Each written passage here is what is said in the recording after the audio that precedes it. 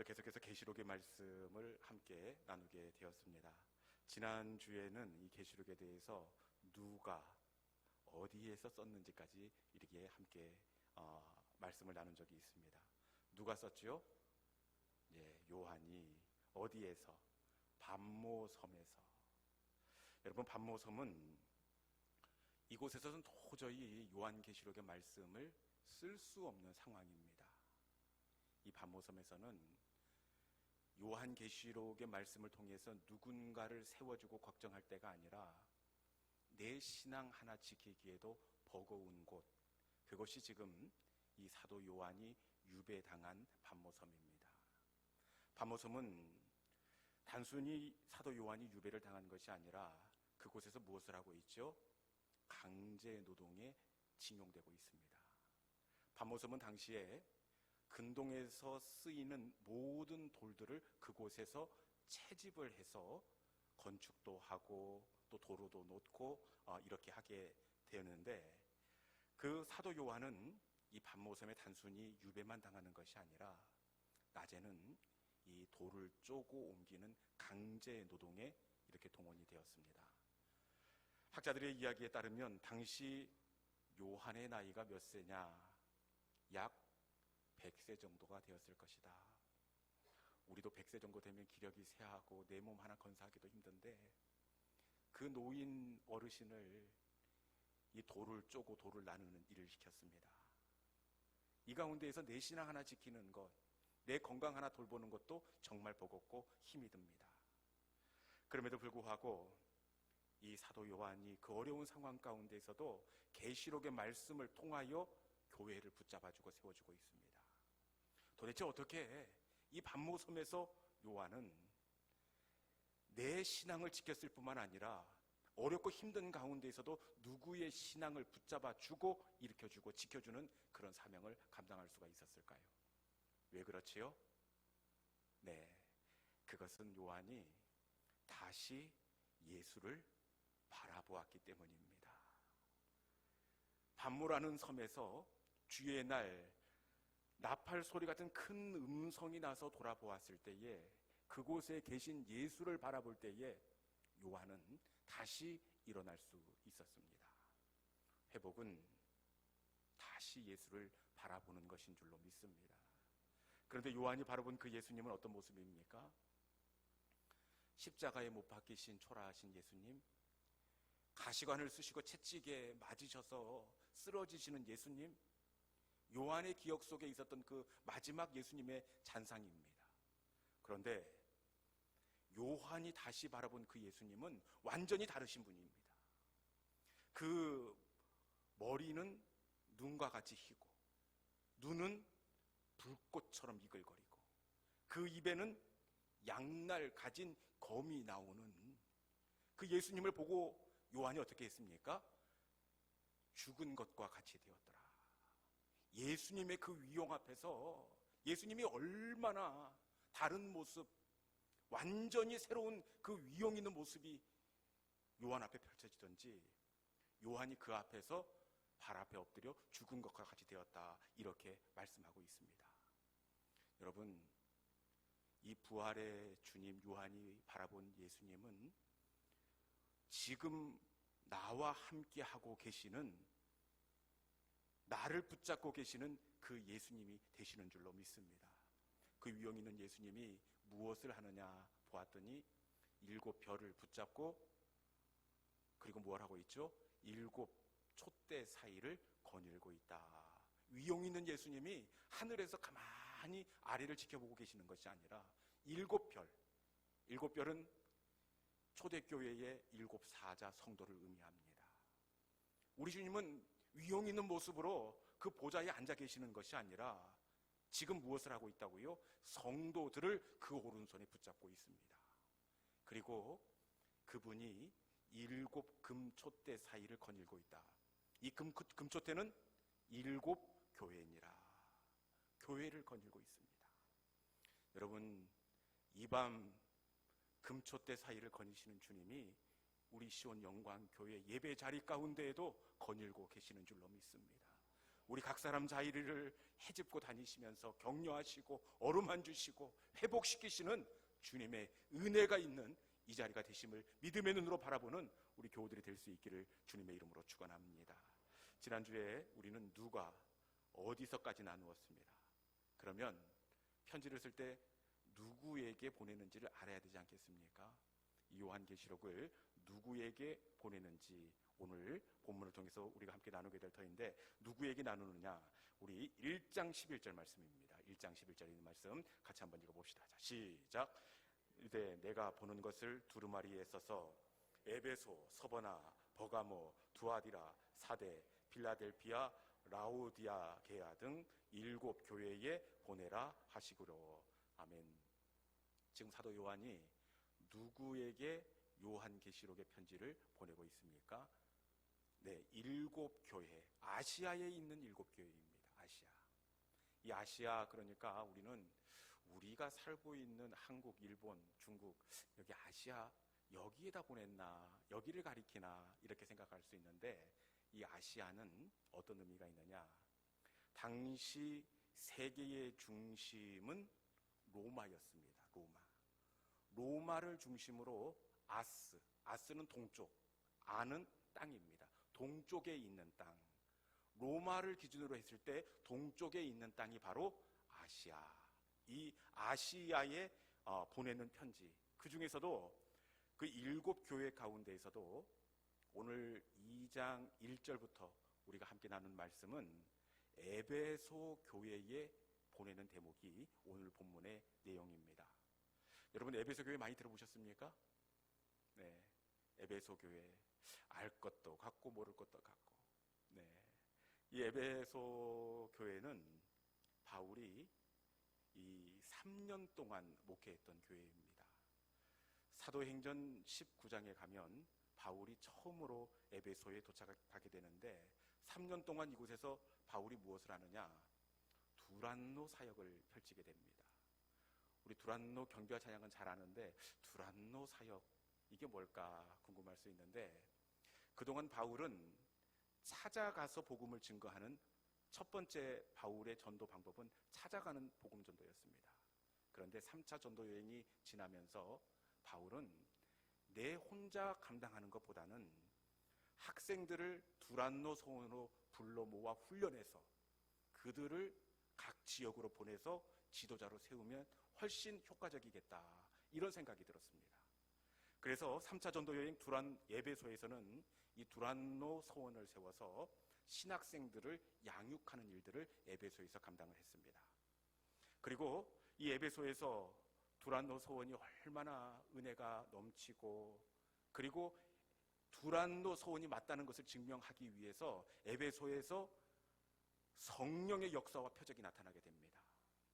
심지어 바울의 손수건이나 앞치마가 놓이기만 해도 귀신이 떠나가고 병자가 고침을 받는 역사가 에베소에서 나타나게 되었습니다. 여러분, 그 말씀 들어보셨죠? 손수건이나 앞치마를 얹어도 병자가 나왔다고 하는데 그곳이 어디냐 몰랐는데 오늘 에베소입니다. 에베소에서 성령의 역사가 나타났습니다. 그리고 에베소는 바울이 로마 감옥에 갇혀 있으면서도 옥중에서도 편지를 보내는 에베소서 있지 않습니까? 편지를 보낼 만큼 특별한 마음을 가지고 있었던 곳, 이곳이 바로 에베소입니다. 그리고 이 에베소 교회는 당시를 풍미하던 스타 목사님들이 목양했던 교회입니다. 초대 목사님은 바울, 2대 목사님은 디모데, 3대 목사님은 요한계시록을 쓰고 있는 사도 요한이 목양했던 교회, 이곳이 바로 에베소 교회입니다. 여러분, 이 한 명만 이름을 대도 굉장히 걸출한 목회자, 굉장히 수준 있는 그런 교회처럼 보여지는데, 바울이 목회를 했고 디모데가 목회를 했고 이 사랑의 사도 요한이 목회했던 곳, 이곳이 바로 에베소입니다. 이런 에베소에 대한 우리 주님의 평가 궁금하지 않습니까? 굉장히 특별한 평가, 후한 점수를 에베소에 우리 주님께서 주실 것 같은데, 에베소에 대한 우리 주님의 최종 평가, 학점이 어떻게 나오는지 5절 말씀에 통지서가 와 있습니다. 같이 한번 읽어보겠습니다. 자, 시작. 그러므로 어디서 떨어졌는지를 생각하고 회개하여 처음 행위를 가지라. 만일 그리하지 아니하고 회개하지 아니하면 내가 내게 가서 내 촛대를 그 자리에서 옮기리라. 아멘. 에베소 교회에 대한 우리 주님의 평가입니다. 우리는 후한 점수가 있지 않을까, 넉넉한 칭찬이 있지 않을까 그렇게 생각을 하는데 우리 주님께서 어떻게 평가합니까? 회개하라. 회개하지 아니하면 내가 촛대를 그 자리에서 옮기리라. 주님이 두고 계셨던 그 촛대, 주님의 마음을 옮겨가기 일보 직전의 상황, 이 상황이 바로 에베소의 상황입니다. 여러분, 우리 주님께 마지막 이런 평가를 받기 때문에 에베소가 너무 돌이킬 수 없는 실수를 했기 때문에 우리 주님께 이런 평가를 받는 거 아닌가. 너무 믿음에서 멀어졌기 때문에, 우리 주님의 기대치에서 멀어졌기 때문에 이런 평가를 받는 것 아닌가, 우리가 이렇게 생각할 수 있는데, 여러분, 우리 2절 말씀 한번 읽어봅시다. 정말 그런지, 이 에베소 교회가 정말 믿음에서 멀어졌는지, 돌이킬 수 없는 실수를 저질렀는지 2절 말씀을 한번 읽어봅시다. 2절 말씀, 자, 시작. 내가 내 행위와 수고와 내 인내를 알고 또 악한 자들을 용납하지 아니한 것과 자칭 사도라 하되 아닌 자들을 시험하여 그의 거짓된 것을 내가 드러낸 것과. 아멘. 내가 내 행위와 수고와 내 인내를 알고, 주님께서 알고 있습니다. 에베소 교회가 어떤 교회라고 알고 있습니까? 악한 자들을 용납하지 아니한 것과. 에베소 교회가 실수를 한 것이 아니라, 죄를 저지른 것이 아니라 오히려 칭찬받을 일 아닙니까? 악한 자들을 용납하지 아니한 것과. 악한 자들, 이 악한 자들이 구체적으로 어떤 부류의 사람인지 알 수 없습니다. 그렇지만 종합해 볼 때, 본문의 내용들을 종합해 볼 때 갑자기 들어온 악한 사람이 아니라 어느 날 갑자기 신앙생활을 잘 하다가 휩쓸려서 악한 자들에게 물든 사람입니다. 그런데 이들을 어떻게 했다고요? 용납하지 않고 정리했습니다. 여러분, 교회에서 신앙생활을 잘 하다가 신앙에서 미끄러진 사람 정리하는 것 쉽겠습니까? 어렵겠습니까? 제가 목회를 해보니까 저는 진짜 못하겠더라고요. 이거 제일 어려운 것은 설교, 금식도 아니고 누군가를 정리해야 하는 상황 가운데에서 그 일을 정리하는 것, 이게 진짜 어렵고 힘이 듭니다. 그런데 에베소 교회는 어떻게 했다고요? 주님의 말씀에 위배되면 단칼에 잘라낼 것을 잘라내고 도려내버립니다. 결단이 있는 교회, 이게 바로 에베소 교회입니다. 그렇게 칭찬을 받아야 하는 것 아닙니까? 그리고 에베소 교회는 어떤 교회라고 말씀하고 있습니까? 2절 후반절에 보니까 자칭 사도라 하되 아닌 자들을 시험하여 그 거짓된 것을 드러낸 것과. 거짓된 것을 드러낸 것과.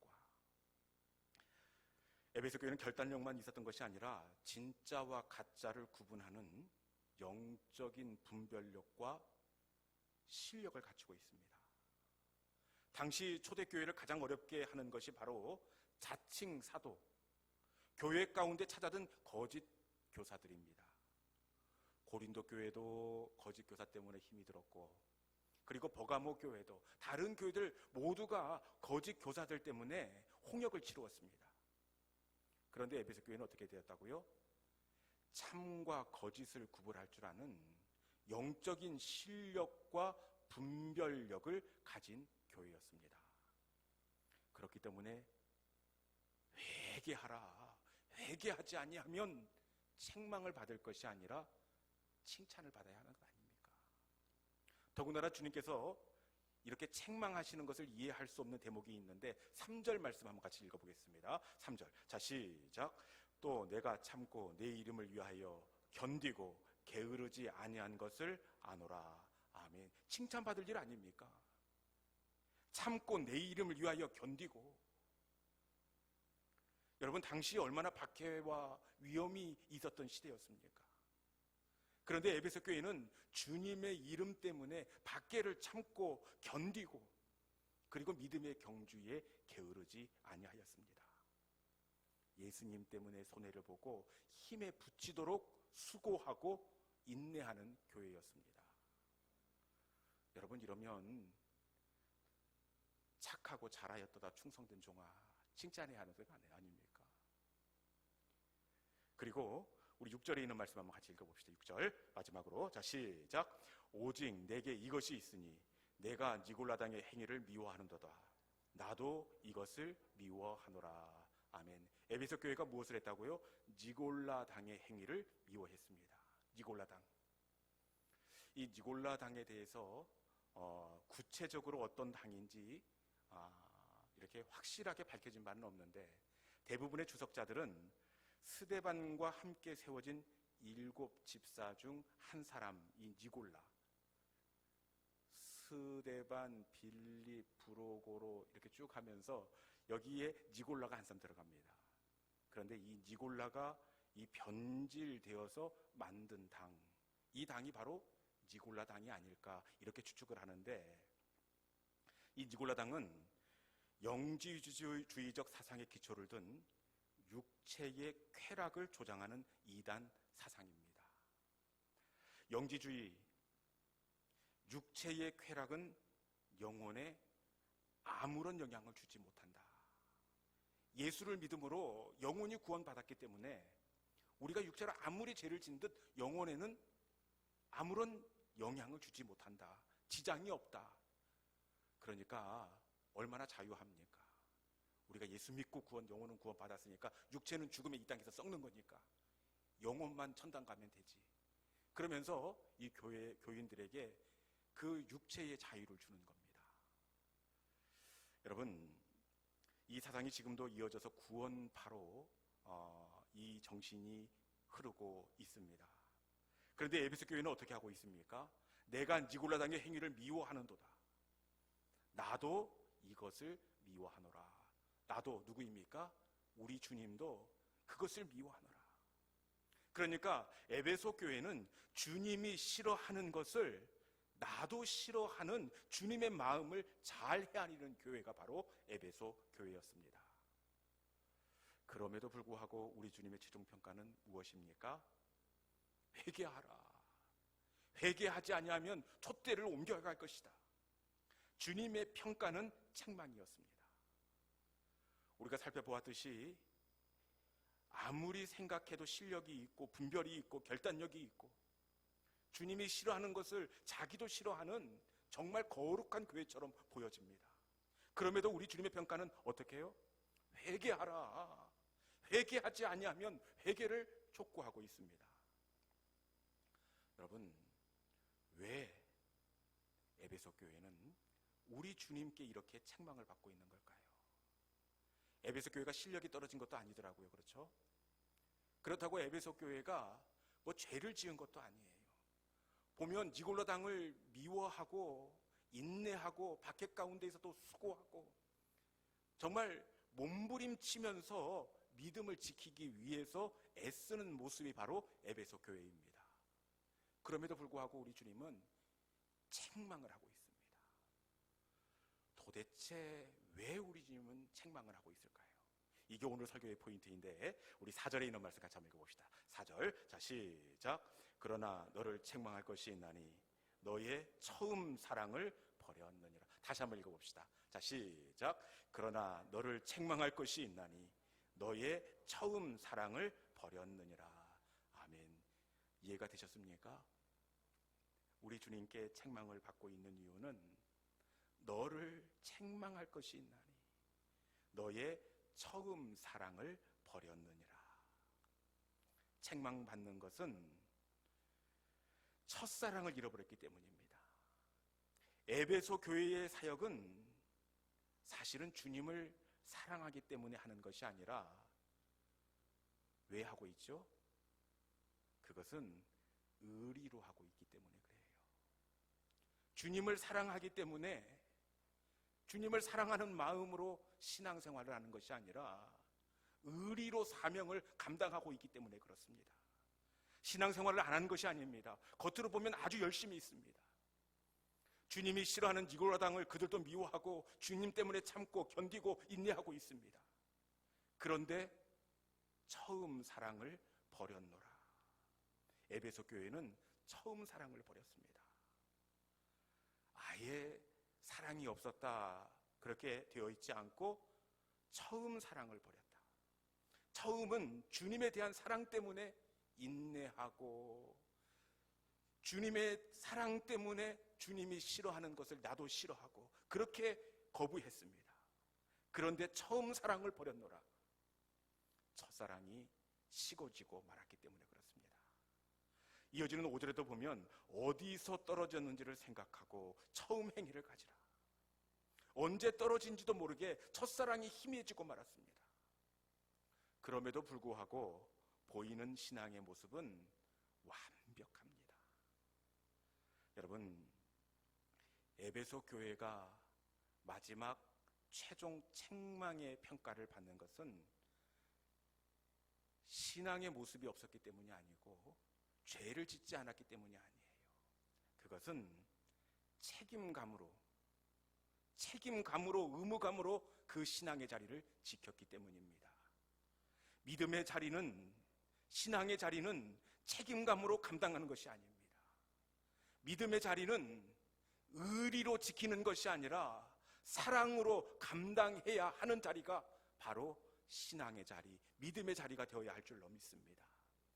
죄인 중에 괴수인 날 구원해 주시고 이런 나에게 새 생명을 주시기 위하여 십자가를 지시고 연약하고 연약한 나에게 귀한 사명을 주심에 감격해하며 주님에 대한 사랑의 보답으로 살아가는 삶, 이 사람이 바로 신앙생활이 되어야 합니다. 그런데 어디서 떨어진지도 모르게 에베소 교회는 주님에 대한 첫사랑의 감격이 온데간데 없이 신앙의 행위만 남아 있었습니다. 겉으로는 전혀 문제가 없어 보이지만 내가 내 행위를 아노니, 이게 참 무서운 말씀입니다. 내가 내 행위를 아노니, 우리 주님께서 알고 있다 이렇게 말씀하고 있습니다. 그렇게 우리 주님은 뭐라고 말씀하십니까? 어디서 떨어졌는지를 생각하고 회개하여 처음 행위를 가지라. 다시 그 자리로 돌아가 그 마음으로 나와 함께 걷자, 이렇게 말씀하고 있습니다. 여러분, 주님이 원하시는 것은 완벽한 것, 참고 인내하고 견디고 싸우는 믿음이 아닙니다. 우리 주님은 의리 때문에 주님과 함께 가는 것, 이것을 원하시는 것이 아니라 어설프고 조금 기뚱거려도 사랑으로 함께 가길 원하고 계십니다. 여러분, 만약에 부부가 사랑이 아니라 의리 때문에 산다면 어떻게 되겠습니까? 제가 가끔 신방을 가보면 농담으로 목사님, 우리 부부는 의형제라고 그래요. 의형제. 자기도 이미 갱년기가 지나서 어차피 남자라 우리는 의형제라고 이렇게 얘기를 하면서 우리는 사랑 때문에 사는 것이 아니라 의리 때문에 삽니다. 그러면서 노래를 불러줍니다. 사나이로 태어나서. 여러분, 의리로 산다, 얼마나 불행합니까? 부부는 의리로 사는 것이 아니라 사랑으로 살아야 해요. 아무리 넉넉한 살림을 살고 좋은 차를 타고 온다고 해도 의리로 사는 부부는 결코 행복할 수 없습니다. 반면에 채소를 먹으며 서로 사랑하는 것이 살진 소를 먹으며 미워하는 것보다 낫다. 이 말씀하면 목사님, 차라리 소고기 먹고 싸우고 사랑 안고 사는 게 나을 것, 이런 말씀하시는 분도 있는데, 아내가 원하는 것은 살진 소가 아니라 사랑입니다. 마찬가지로 우리 주님이 원하시는 것은 사명이 아니라 사랑입니다. 맞습니까? 설익은 3층 밥이라도, 간이 안 맞는 미역국이라도 사랑하면, 사랑이 있으면 우리 주님은 충분하다, 그렇게 말씀합니다. 십자가의 은혜로 감격해하며 어설펐지만 떨림으로 올려드렸던 그날의 노래가 나는 다시 듣고 싶다, 이렇게 말씀합니다. 여러분, 하나님께서 우리에게 원하시는 것은 잘하는 것, 수고하고 애쓰는 것이 아니라 첫사랑의 떨림으로 우리 주님과 함께 걷는 겁니다. 이 시간 우리의 첫사랑의 자리가 어디인지를 기억하시고 그 첫사랑의 자리로 돌아가 그 사랑을 회복함으로 말미암아 우리 주님과 함께 더디지만 함께 다시 출발하는 이 저녁 이 자리가 될 수 있기를 주님의 이름으로 축원합니다. 이 시간에 우리 주님 말씀을 기억하면서 갈릴리 바닷가에서 오랜만이죠, 이 찬양. 그렇죠. 우리 한번 내 마음의 고백을 담아서 주님, 첫사랑의 자리에서 다시 그 사랑의 마음을 우리의 심령에 담고 더디지만 어설프지만 주님께서 그렇게 하라시니 그 사랑으로 내가 일어서기를 원합니다. 내 영혼의 갈릴리 바다, 내가 주님을 인격적으로 만났던 그 밤, 그 자리, 내가 다시 돌아갑니다. 주님, 잃어버렸던 첫사랑의 감격이 이 밤에 새로워지게 하여 주옵소서. 우리 주신 말씀을 마음속에 품고 갈릴리 바닷가에서 우리가 주님을 만났던 우리 영적인 그 갈릴리로 돌아가 우리 주님의 품에 안기는 이 찬양이 되기를 소망합니다. 갈릴리 바닷가에서 우리 함께 찬양하겠습니다.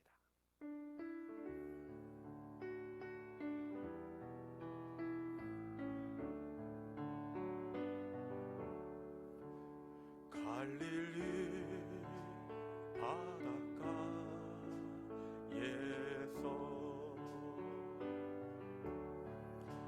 주님은 시몬에게 물으셨네.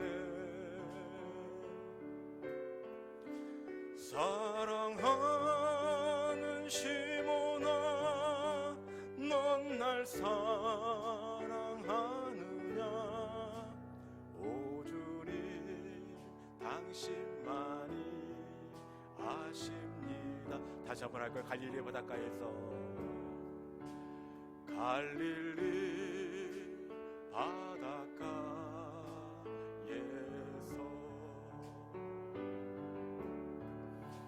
주님은 시몬에게 물으셨네.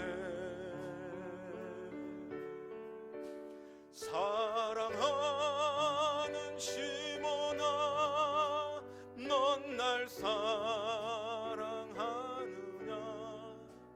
오 주님, 당신만이 아심. 사마리아 우물가에서, 사마리아 우물가에서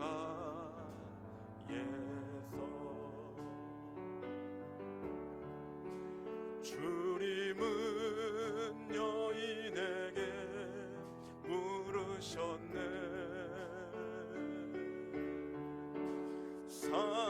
사랑하는 여인아, 넌 날 사랑하느냐? 오 주님, 당신만이 아십니다.